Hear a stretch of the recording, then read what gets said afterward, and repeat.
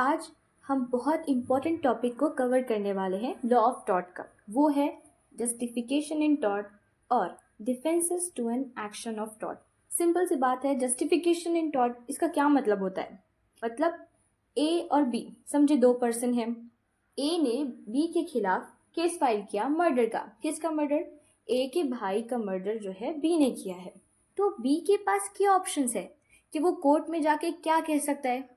चले समझे कि बी ने बताया कि मैंने ए के भाई को मारा है, लेकिन मैंने अपने बचाव के लिए उसको मारा है।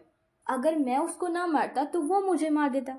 तो ये जो है सेल्फ डिफेंस में जो उसने मारा है, ये है जस्टिफिकेशन इन टॉट। वो अपनी चीज़ को क्लियर आउट कर रहा है। यहाँ पे सेल्फ डिफेंस की वजह से वो कोई कंपनसेशन देने के लिए लायबल नहीं रहेगा। वो कोर्ट से ये कहकर बच सकता है।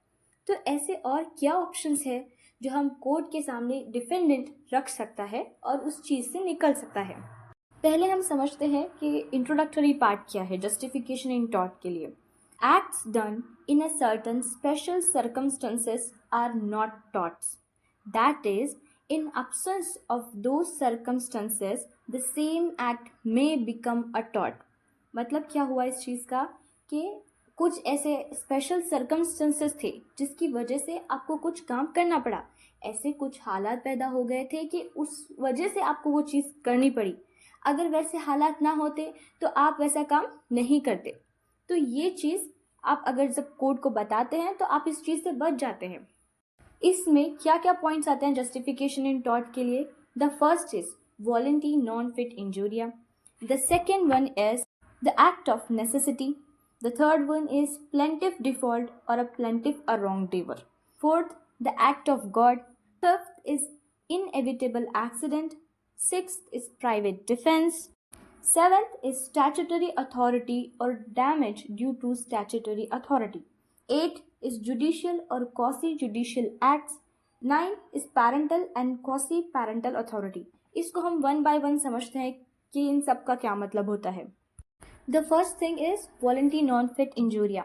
इस मैगजीन का मतलब होता है when a person voluntarily consent to an act then he can not claim damages for injury due to said act.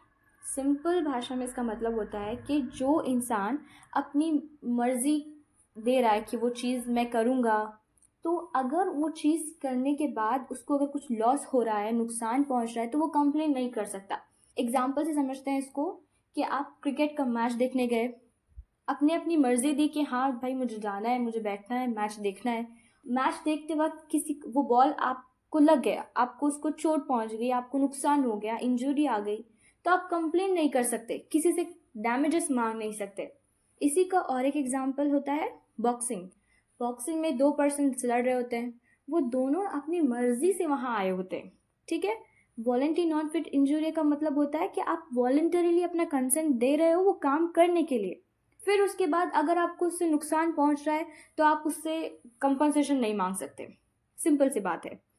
इसमें दो तरह की कंसेंट होती है, एक एक्सप्रेस कंसेंट और implied consent. Volenti non fit injuria को फुलफिल होने के लिए दो कंडीशंस होने चाहिए। पहली, कंसेंट मस्ट बी फ्री। मतलब आप किसी को डरा धमका के वहाँ पे करने के लिए बिठा रहे हैं तो ऐसा नहीं चलेगा। कंसेंट उस पर्सन का फ्री होना चाहिए, अपनी मर्जी से वहाँ पहुँचना चाहिए। The second is the act must be lawful.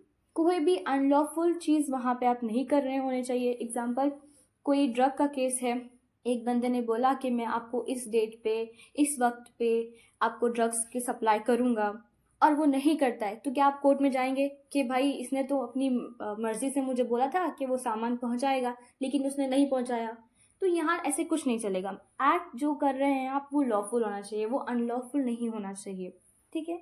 अब समझते हैं कि इस मैगजीन को एक्सेप्शंस क्या होते हैं। एक्सेप्शंस दो हैं, rescue cases, the second which is cases of unlawful act.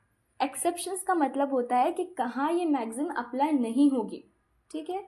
Rescue cases में आप क्या होता है, अपनी मर्जी से दूसरे इंसान को बचाने के लिए भाग रहे होते हैं आप। फिर उसके बाद अगर आपको कोई तकलीफ उससे पहुंच रही है, आपको डैमेजेस हो रहे हैं, आपको इंजरी हो रही है, तो आप अपने लिए कंपनसेशन मांग सकते हैं। The second is the cases of unlawful act. Unlawful act, इसको हम सीधी सी एक एग्जांपल से, केस लॉ से समझते हैं। यहाँ पे एक केस लॉ है हेनिस वर्सेस हार्वुड। इस केस में क्या होता है, जो प्लेंटिफ होता है वो एक पुलिस कांस्टेबल होता है ऑन ड्यूटी। तो वो सामने सड़क पे देखता है कि एक घोड़ा भाग रहा है, उस पर कोई मतलब उसको रोकने वाला कोई नहीं है, और वो सड़क पे सब लोगों को तकलीफ दे रहा है या फिर नुकसान पहुंचा रहा है। तो वो उसको पकड़ने के लिए भागता है, अपनी मर्जी से भाग रहा है, अब किसी ने उसको कुछ बोला नहीं है, वो भाग रहा है। फिर वो पकड़ लेता है उसको। वो पकड़ने के लिए उसको बहुत सारी इंजरीज हो जाती है, उसको चोट लग जाती है। फिर वो मालिक जो होता है उसका, घोड़े का, उससे बोलता है कि आपकी जो लापरवाही हुई है उसकी वजह से मुझे बहुत नुकसान हुआ है, मुझे बहुत इंजरीज आई हैं, तो आप मुझे कंपनसेशन दे दें। तो यहाँ मालिक नहीं बोल सकता था कि भाई तुमको किसने बोला था घोड़े को पकड़ने के लिए। वो ऐसा नहीं बोल सकता है, क्योंकि आपने बहुत बड़े नुकसान से बचाने के लिए वो चीज़ की है। तो यहाँ पे वो जो मालिक होगा वो आपको कंपनसेशन देने के लिए लायबल रहेगा। तो ये दो केसेस में वॉलंटरी नॉन फेयर इंजोरिया ये मैक्सिम एप्लीकेबल नहीं होगी। The second one is second defence is the act of necessity. यहाँ पे एक और मैक्सिम आती है जो बहुत इंपॉर्टेंट है, वो है सैलुक्स पॉपी लिलिक्स, which means the welfare of the people is a supreme law. यहाँ पर इसका मतलब होता है कि जो लोगों की भलाई है वो सुप्रीम लॉ होनी चाहिए। इसको हम समझते हैं एक एग्जाम्पल से, कि आप एक शिप में हैं, आपका सामान रखा हुआ है शिप में, लेकिन उस वक्त क्या हो गया कि सामान बहुत ज़्यादा हो गया, शिप डूबने को आ रही है। तो एक पर्सन जो है दूसरे पर्सन का सामान फेंक देता है, शिप में से निकाल के समंदर में फेंक रहा है सामान। उसकी वजह से जिसका सामान है उसको तो नुकसान हो रहा है ना। लेकिन वो इंसान अगर सामान नहीं फेंकेगा तो ऐसे हालात हो गए हैं कि वो शिप डूब सकती है। तो इस केस में वो पर्सन लायबल नहीं रहेगा। उसको बड़े नुकसान से बचाने के लिए वो छोटा छोटा नुकसान जो कर रहा है वो उस वक्त में, उस हालात में ज़रूरी है, द एक्ट ऑफ नेसेसिटी। तो इसलिए वो लायबल नहीं रहेगा कोई भी कंपनसेशन देने के लिए प्लेंटिफ को। ठीक है। The third defence is plaintiff default और अ प्लेंटिफ अ रॉन्ग डूअर। इसका सिंपल मतलब होता है कि अगर प्लेंटिफ की खुद अपनी कोई गलती है तो डिफेंडेंट से कोई कंपनसेशन नहीं ले सकता है। सिंपल कि अगर आपने किसी का मतलब कोई चीज़ आपने चोरी की और वो चीज़ आपसे चोरी हो गई, किसी और ने चोरी कर लिया वो चीज़ को, तो वो बोल सकता है क्या कि आप मेरे को वापस कर दो वो चीज़? वो नहीं बोल सकता, क्योंकि वो खुद गलती में था, वो खुद चोरी करके लाया हुआ था, वो कोई चीज़ अपनी उसकी नहीं थी। तो यहाँ पे वो किसी और से मांग नहीं सकता। तो इसी का सिंपल मतलब होता है प्लेंटिफ डिफॉल्ट और अ प्लेंटिफ अ रॉन्ग डूअर। इसका और एक एग्जाम्पल ले सकते हैं कि आप सामने से जा रहे हैं, जाते जाते आप एक किसी दीवार से टकरा जाते हैं। तो आप ऐसे नहीं बोल सकते कि किसकी दीवार है, इस दीवार की वजह से मुझे नुकसान हुआ है, मुझे सर पे चोट लगी है। आप देखिए भाई, सामने दीवार है, आपको चोट लग सकती है उससे। तो यहाँ पे अगर आपकी खुद की गलती है तो आप डिफेंडेंट को कुछ नहीं बोल सकते हैं। प्लेंटिफ डिफॉल्ट और अ प्लेंटिफ अ रॉन्ग डूअर। ठीक है, ये डिफेंडेंट के लिए एक डिफेंस बन जाएगा। फिर the fourth defence is act of God. Act of God simple के ऊपर वाले की मर्जी थी भाई, ऐसा होना था, हो गया, सिंपल। इसको दो चीज़ें मतलब ज़रूरी होती हैं कि there must be an operation of nature's force, and the second is the accident must be extraordinary not which could be anticipated reasonably. इसको हम एक केस लॉ से समझते हैं, which is Nicholas versus Marsland, very important case law. In this case, the storage tank of water burst due to extraordinary heavy rainfall, which could never thinked by defendant, as a result of which the flow of water carried away 4 bridges of plaintiff. यहाँ क्या होता है, बहुत ज़्यादा extraordinary heavy rainfall होने की वजह से जो प्लेंटिफ का डिफेंडेंट का जो स्टोरेज टैंक होता है वो फट जाता है। फटने की वजह से जो प्लेंटिफ जो होता है उसका नुकसान हो जाता है बहुत ज़्यादा। तो प्लेंटिफ बोलता है डिफेंडेंट को कि इस नुकसान की भरपाई करो। तो डिफेंडेंट बोलता है कि बहुत ज़्यादा हेवी रेनफॉल होने की वजह से ये हुआ है, जो मैं कर सकता था वो मैंने किया है, मेरी कोई गलती होती तो वो कंपनसेशन देने के लिए लायबल रहता। लेकिन नेचर का फोर्स था, bye operation of nature force ये हुआ है, तो एक्ट ऑफ गॉड है भाई, मेरी मर्जी नहीं थी, ऊपर वाले की मर्जी थी, हो गया। तो वो इस चीज में देने के लिए लायबल नहीं रहेगा, कोई कंपनसेशन देने के लायबल नहीं रहेगा। The fifth defence is inevitable accident, which means के बदकिस्मती बदकिस्मती से हो गया कुछ कि आप बहुत ज़्यादा रोकने की कोशिश करें वो चीज़ को, लेकिन वो फिर भी नहीं रुकती है। इसको हम समझते हैं केस लॉ से, विच इज़ होम्स वर्सेस मैथर।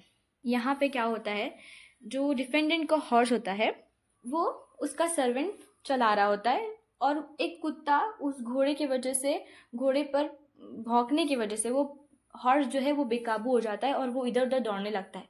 जो घोड़े के ऊपर बैठा हुआ होता है डिफेंडेंट का सर्वेंट, वो उसको रोकने की कोशिश करता है, बहुत बहुत ताकत लगाने के बावजूद वो संभल नहीं होता है, बट वो कुछ टू एक एक्सटेंट वो संभाल पाता है उसको।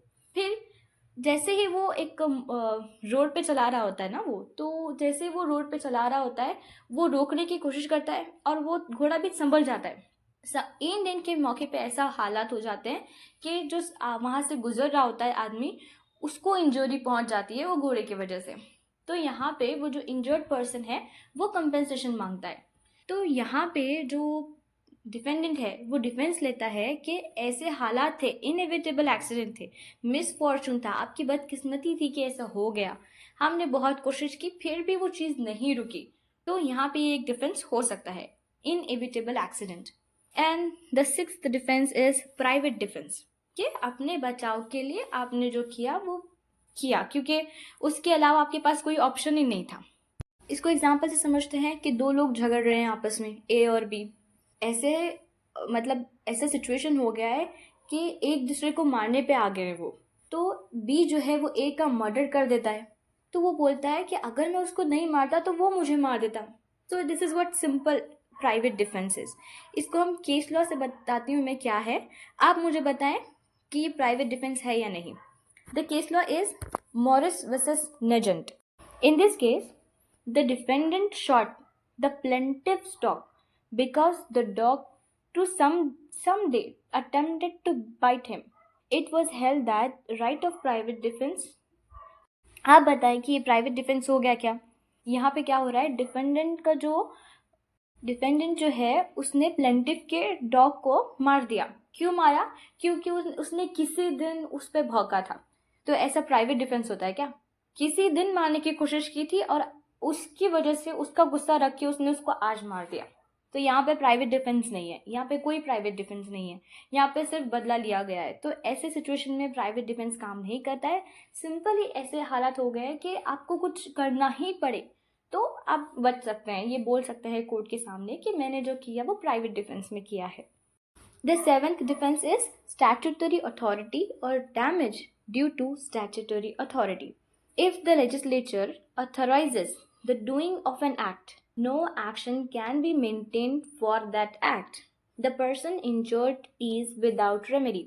सिंपल कि अगर लेजिस्लेटिव अथॉरिटी ने किसी को कुछ करने के लिए काम दिया है, वो काम कर रहा है, तो उसके ऊपर आप क्वेश्चन नहीं कर सकते। सिंपल उनको डिफेंस दिया गया है कि आप बच सकते हैं ऐसी चीज़ में। इसको हम केस लॉ से समझते हैं, which is wagon wheel versus Taff wheel railway corporation. मतलब रेलवे कंपनी, इस केस में क्या होता है, एक रेलवे कंपनी होती है authorised by the legislature to use steam engines was held not responsible for damage to plaintiff's field from fire due to sparks from an engine।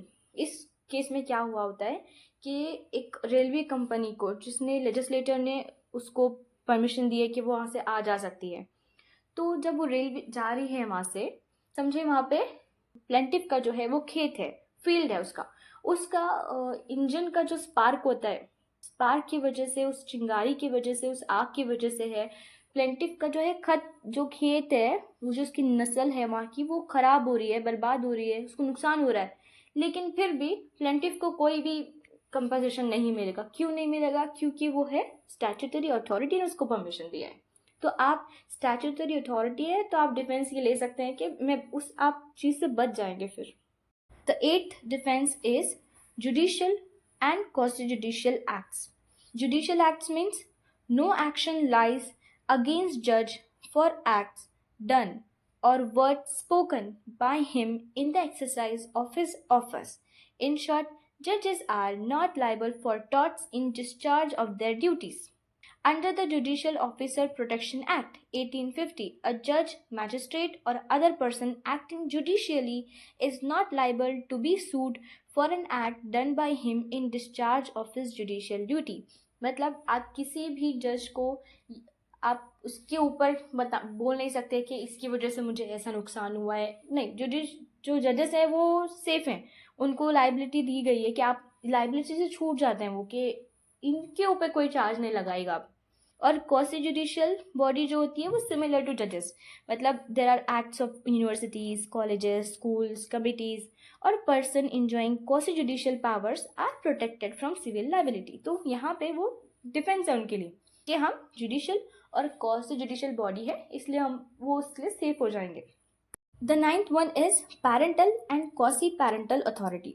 अब समझे, एक बच्चे ने अपने पेरेंट्स के खिलाफ केस फाइल किया कि ये बहुत पीटते हैं मुझे, लेकिन यहाँ पे पेरेंट्स जो है डिफेंस ले सकते हैं पेरेंट एंड पैरेंटल अथॉरिटी का, कि उनके पास राइट है, वो उसको सुधारने के लिए, उसको समझाने के लिए, अगर मारपीट कर रहे हैं तो वो उसी के अच्छे के लिए है, तो यहाँ पे वो डिफेंस ले सकते हैं parental authority. Same as quasi parental authority, मतलब स्कूल्स को जहाँ पे बच्चे आपके पढ़ने जाते हैं उसको ये अथॉरिटी दी जाती है कि आप डिफेंस ले सकते हैं। इसको एग्जाम्पल से नहीं, केस लॉ से समझते हैं। रेक्स वर्सेस न्यूपोर्ट, यहाँ पे क्या होता है, a student of a school smoked a cigarette on a public street and on next day his school master gave him 5 strokes with a cane. मतलब यहाँ पे जो एक स्टूडेंट है वो रास्ते पे खड़े रह के सिगरेट फूक रहा था, ठीक है, तो अगले दिन जो उसका स्कूल मास्टर होता है वो उसको डंडे से मारता है। फिर वो अगर बच्चा जो है केस फाइल करता है वो स्कूल मास्टर के खिलाफ, तो स्कूल मास्टर जो है वो डिफेंस ले सकता है कि I am a quasi parental authority, मैं जो भी कर रहा हूँ वो उसी के भले के लिए है। तो यहाँ पे वो सेफ हो जाएंगे, ये एक डिफेंस हो जाएगा उनके लिए। किनके लिए? क्वासी पैरेंटल अथॉरिटी के लिए। स्कूल मास्टर्स, टीचर्स, ये सेफ होंगे। These are all what the justification in torts or defenses to an action of tort. If you like this video, do like, share and subscribe and follow for more.